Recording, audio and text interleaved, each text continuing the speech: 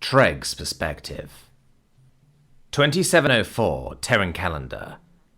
9 years before. I watch a pair of broad shoulders sway from side to side, a little above my eye level both from his excess 20 centimeters and the slope we're walking up. Remind me of the plan, Vicky? I ask, more for something to talk about than because I've forgotten. This is the third day of our 5-day hike up the West Highland Way, he answers, without turning to face me. When we get to Fort William, we're having a pop-up Ben Nevis, then we're renting kayaks and crossing the Great Glencoe Trail, up Loch Lochy, Loch Oich and Loch Ness to Inverness. After that, if we got time, we're going to go down to take a look at the Cairngorm Glacier before we head to Edinburgh for a city break. And, remind me why? I tease. Because, come September, I'm shipping off-world and we might never see each other again. We're getting some quality time in before then, he answers, trying not to let his irritation into his voice. And this is your idea of quality time, is it? I smirk. As someone who is 3/4 Scottish by heritage, sharing this part of myself with you seems like a fitting last hurrah for us. Yes, he sighs. I'm teasing, Vicky. Don't strop. I laugh reassuringly. Ain't stroppy, just want this to be fun for us, he says stroppily. What time's our check-in with Maya? I ask, changing the subject. 3 o'clock, 5 hours 23 minutes from now, he answers immediately. Oh, Victor, you disappoint me. You ain't gonna give me a countdown accurate to the second? I tease.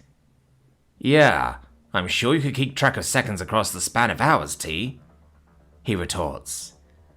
Not if you don't give me the seconds to keep track of, Vicky, I answer. I'm tired. Could we stop and sit down for a bit when we find a rock or a log or something? He sighs. We're never going to make it to the Bridge of Orchy before night if we keep stopping, T. All of us ain't blessed with sapient super stamina, Vicky. I know that, T. That's why I doubled the total journey time over what I would have set myself if I were doing this alone. Well, don't you know how to make a girl feel good about herself? I tease. He stops and turns to face me. I'm taken aback by his wounded expression. Treg, if you ain't having fun, you don't need to keep going. Just thought it'd be like old times before I went to uni and you went off to that commune.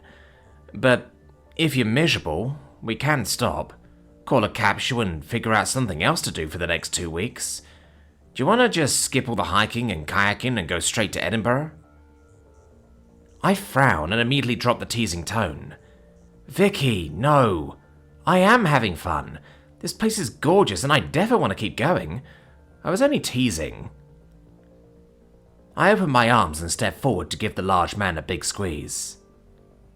My slight belly chub squashes against his rock-hard abdominals as I dig my hands beneath his backpack and rest my forehead on his shoulder. He returns the hug, giving me one of his world-famous Victor Taylor cuddles. Speaking of which, can't believe you let your dorm mates christen you Cuddles, Vicky. I giggle. His chest vibrates against my head as he answers. What was I supposed to do? Bitch and moan until they agreed to give me a cooler epithet like Guardian or Defender? Mirthfully. You could have refused it. Asked for a reconsideration. Nah, I'm cool with being Cuddles Taylor. We break from the cuddle and continue walking, side by side, now, instead of single file. So, how are things in the south of France? Have you found yourself yet? I smile. I think I have. I'm gonna be coming back to London about the same time you're leaving. He frowns and turns his head right and down to look at me. You are? This is the first I'm hearing about this. I smile mischievously and dig for my holopad. Yeah, Only found out this morning when I checked my messages. I bring up the message and turn the screen to him. He takes my holopad and squints down at it. Dear Miss Leaf, on behalf of the Admissions and Standards Committee, it is my great pleasure to notify you of your acceptance to GKT, King's College London, for the autumn term of 2704. His eyes are steadily widening as he reads, and at this point, he looks up to me, mouth hanging open, his face wearing a shocked expression. Oh my God, T! Congratulations! I'm so happy for you. You're going to be a doctor, just like you always wanted to. I smile. Yeah, I'm glad of the 2 years in Kutz, but I think I've got everything out of it that I can. Time to move on. He hands me back my holo and looks away. A broad, genuine grin still plastered over his face. We walk on through the Scottish Heath. It's interesting how different nature smells in southern England versus central Scotland. The soil's different, the climate's different, the vegetation's different. The result is that my nose is filled with the smell of Scotland right now. We gonna get soaked walking through that? I ask, gesturing ahead to the ceiling of cloud that intersects with the hill we're walking up. Nah, bit damp, but we won't get drenched. Gonna be stormy tonight, so we'll want to lodge in Orchie though. He shakes his head, causing his copper ponytail to flap over the top of his backpack. Fair enough. Hey, can we check that out? I ask, pointing to the lonely skeleton of an old stone building, about 300 meters ahead of us, 200 meters away from the wall of cloud and 50 meters off the path. He shrugs. Sure, briefly. Clearly still thinking about the schedule. We make it to the husk of a building, its mortar weathered from the cracks and the once sharp edges and corners of the stones, rounded off by age. Look for a date stone, suggests Vicky. Before I've even processed what a date stone is, he's found it. There, look, 2051. Wow, I admire. So, this has been here 653 years? Since 41 years pre-unification? He turns his head to me, unimpressed. Treg. Unification did not happen in 2092. Come on, Victor, yes it did.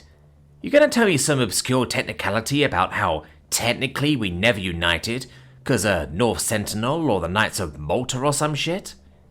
I frown mirthfully. He shakes his head. 2092 was Quadwo Chowdhury's address to the UN. Weren't until 2097 that Russia and the States stopped dragging their heels about it. North Korea was the last to join the coalition. That was 2101. Okay. To most folk, Vicky, 2092 is when unification happened. Most people don't care about that kind of nuance. Quadwo's speech is what people remember. Nobody remembers the 9 years of admin that apparently followed. He throws up his hands in a gesture of, just saying. Anyway, just think about the history that these stones have seen. The moon landing will still have existed in living memory when this was built. Just about. The person who laid these stones lived when we barely even landed on Mars. The person who built this probably thought of himself as Scottish, a long way before they thought of themselves as Terran. Their great-grandchildren might have been some of the first interstellar colonists. He doesn't answer, just looks up at the old building ponderously. I start walking away and he follows. How do you feel about it being a Londoner from United Earth? You got any pride for that? He screws up his face, contemplating before answering. Don't know if we can really claim Quanwo. He was born in Dhaka and his mum was from Ghana, right? Yeah, but he grew up in London. He spoke English with a London accent. He died in London. I'd say that makes him a Londoner. I'll proudly claim him as one of us. Vicky laughs. All right then. Hey, you know he's the reason we wear white to funerals? No shit, I ask. Yeah, he nods. Till the 22nd century, most folk thought black was the mourning colour. He asked everyone attending his funeral to wear nothing but white clothes. What? And people just started copying it after... I guess it... He starts, but stops himself. He stands stock still, about 30 meters from the edge of the cloud bank. Dismay is written large across his face. He turns to me and urgently says, "Run!" He grabs my wrist and takes off towards the old building. I know better than to ask what's up. If Victor says we need to run, we need to run. I may be a Neanderthal, better adapted for sprinting than Sapiens, but there's simply no competing with his long legs and well-honed fitness. He doesn't let me fall behind, dragging me forward by my wrist, right on the edge of my ability not to overbalance and fall on my face. "Jump!" he instructs, pointing to the frame of a window that's been without glass for probably centuries. I don't question it, jumping and clearing the sill in a way I would not be able to if I wasn't hopped up on adrenaline right now. He jumps in after me, making it look effortless. He peeks over the sill, only up to his eyes. I mimic him. For a few seconds I see nothing, then a titanic shadow looms through the cloud.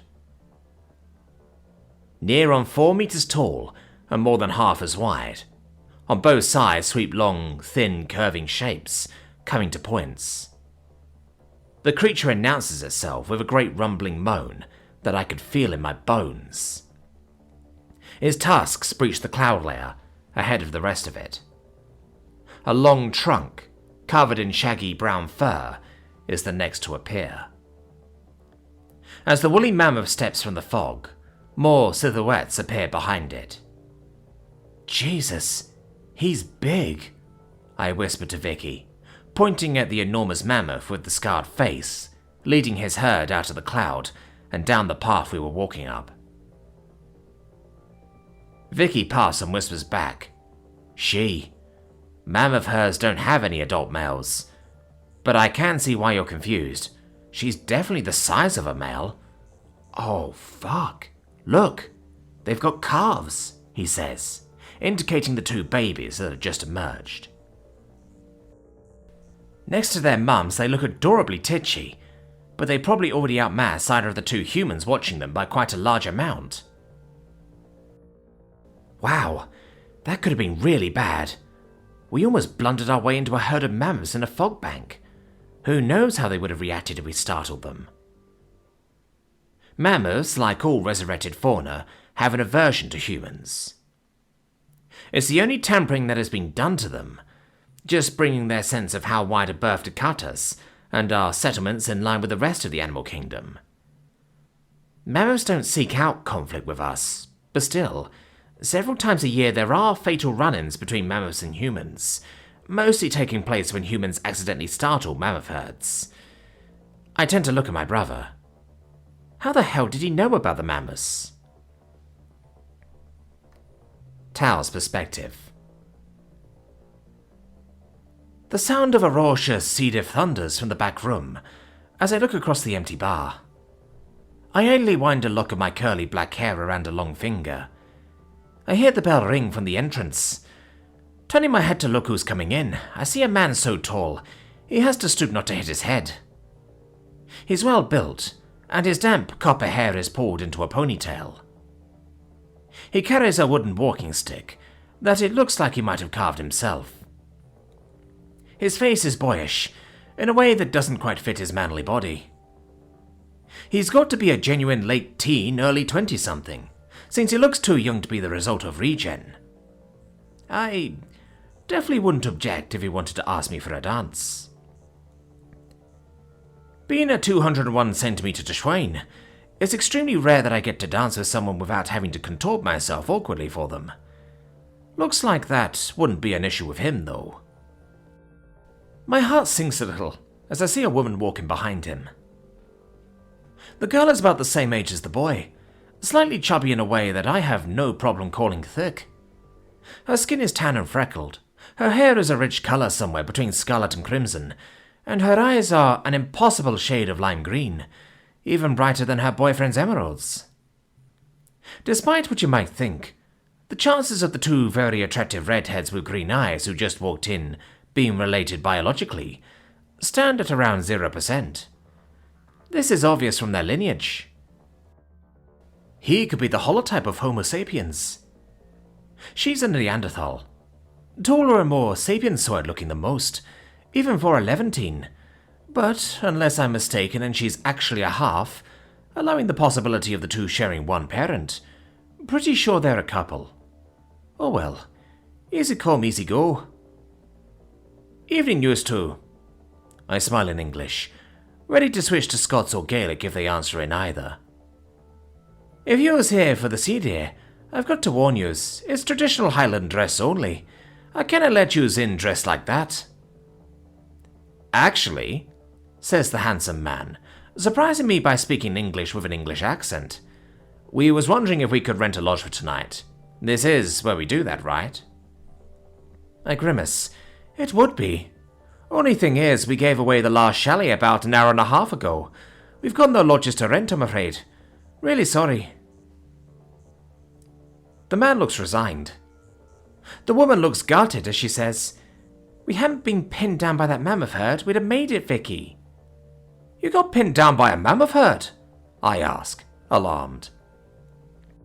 "Yeah, they surprised us coming off a shrouded hill. Had to spend more than 2 hours huddled in a 21st century ruin while they grazed around us. They had cars, so we might have spooked him if we come out," answers the man. I appraise the pair and ask, "The matriarch, was she big? Did she have a scar on the left side of her trunk, near the base?" The man nods. "That's Siobhan. She looks like a tough customer, but she keeps her herd well in line. You didn't need to hide from them.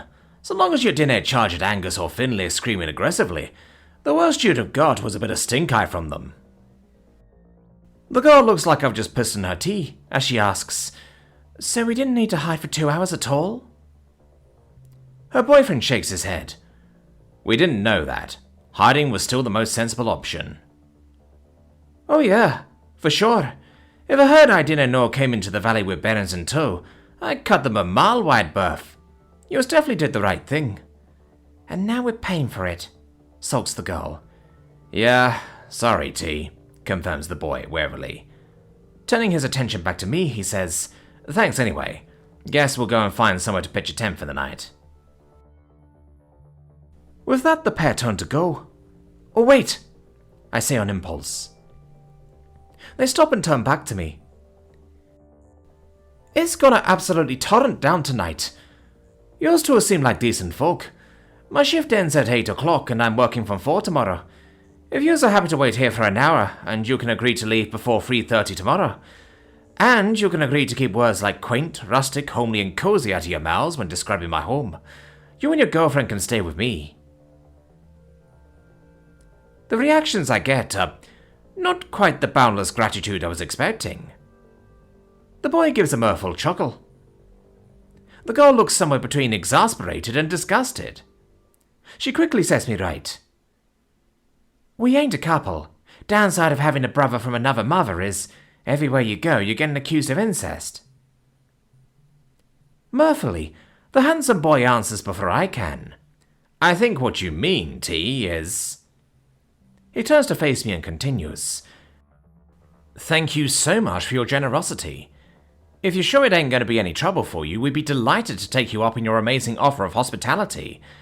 But yeah, we ain't a couple." "Noted," I smile. "Even better." Managing to keep from biting my lip as I look up and down the mouth-watering man, and consider his new confirmed availability, I continue. "Well, couple or nay, yous two are welcome at Taya Gared. Can I get you anything to drink while we wait?" TGS Perspective. 2714, Terran calendar. 1 year after. "Vicky!" I beam as my brother and his girlfriend answer the call from most of a galaxy away. "And Toon! Nice to see you, cutie," I add, winking. The girl blushes adorably. Vicky chuckles and shakes his head. I squeeze my skinny husband into my side as my eyes flick briefly up to Sigrid, making us dinner in the kitchen. She hasn't actually gone as far as moving in with us yet, but as of a few months ago, we are official. She is me and Lloyd's girlfriend now. I'm very pleased. Definitely helps that she gets on great with Chelsea. Hey T, hey Lloyd, where's that lovely daughter of yours? Grins Vicky. Wordlessly I point the camera to a conked out Chelsea, lying on the sofa next to me. I'm careful not to point the camera at my stomach. Don't want to give the game away. Where's that lovely pet of yours, Vicky? I grin back, returning the picture to my face. Right on cue, a meter-wide head appears between the two of them and yowls at the screen. Vicky gives her some hearty scritches as I coo at her. I take a deep breath. We've got some news, say Vicky and I in unison. Both of us raise our eyebrows in surprise at the other. Then I react. Jinx! Now you gotta let me go first. Playing along, he gestures, wordlessly for me to go ahead. I stand up and turn to the side. I'm definitely not a skinny woman, but the bulge in my stomach is clearly not just my normal porch. Oh my god, Treg, says Vicky, forgetting his jinx. You're pregnant again? I'm so happy for you both. Do you know the sex? Have you thought of names? When's it due? Male. Haven't decided. 4 months out. I answer his questions in order. Oh, well, if it's a boy, what choice do you have except to name him after his amazing Uncle Victor? Victor Leaf, he quips, his tone suggesting the issue has already been resolved. I laugh. Yeah, you wish, Vicky. So, what was you guys' news? Vicky grins at his girlfriend and says, Show her. The adorable Xeno girl holds out her upper left hand to the camera. On the middle digit is a gorgeous ring in silvery metal, with what looks like a large sapphire mounted between 2 smaller diamonds on it. I'm stunned for a few moments before I manage, What, you're getting married? When? Jesus, they didn't waste any time. Guess they've been dating more than a year now, but it doesn't feel like it. As soon as we're done with our current mission, should be about a year and a half. Gonna do it on her homeworld, Ferriscandia. Her mum's gonna marry us in her mead hall. Wow, I say, trying not to let my disappointment through in my voice. For a second there, I thought he might come back to Earth to get married. So, Treg, I've got a big ask, so feel free to refuse, poses Vicky. Go on and ask, I frown, confused. If you can get the time off work to come out, would you like to be my best woman?